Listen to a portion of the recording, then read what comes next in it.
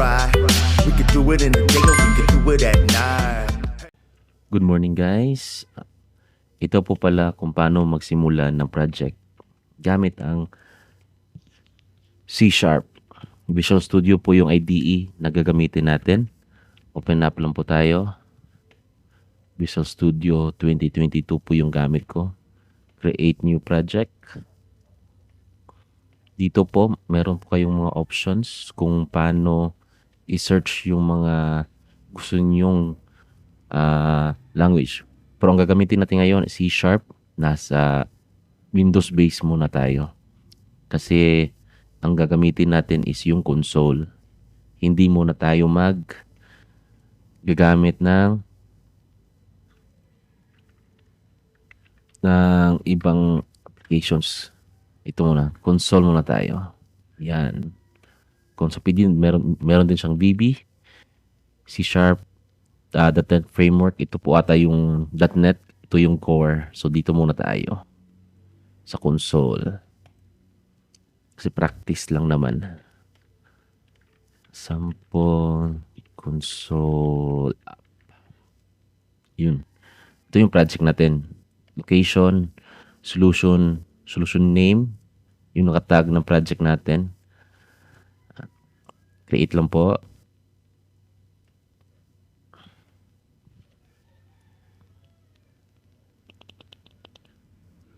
Yun. Meron na tayong console app. Ito. So, dito, yun. Kasi dito sa 2022, meron na silang mga suggestions. So, maganda talaga gumamit ng updated ng IDE kasi marami din functions na mas mapapadali tayo. Kung bago ka pa lang, maraming suggestions talaga kung bagong IDE yung version ng IDE ang gagamitin natin.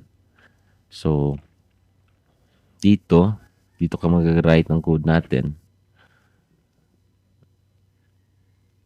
Yun, hello world. Pwede din po kayong gumawa ng forms, mag-add dito ng new projects. Kung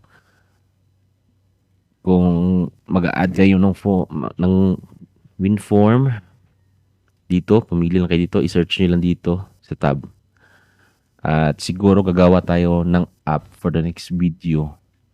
Yan, gagaya ng for loop, while loop, conditional na mga basic lang po. Dito po natin gagawin yan sa console para mas ma-appreciate muna natin kung paano ginagawa. Hindi muna tayo magtatakol ng UI.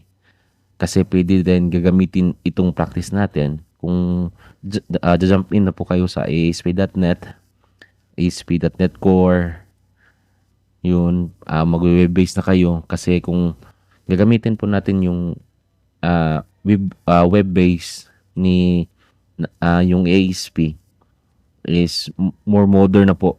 Maraming functions na kaya mahirap na po yung magsimula. Dito muna tayo sa pinaka-basic po. Dito po tayo, lahat po ng mga programmers dito po talaga nagsisimula sa console.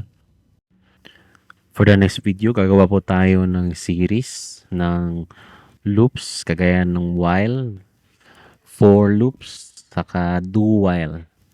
Kaya subscribe na po para mapanood po natin lahat ng episodes. Maraming salamat.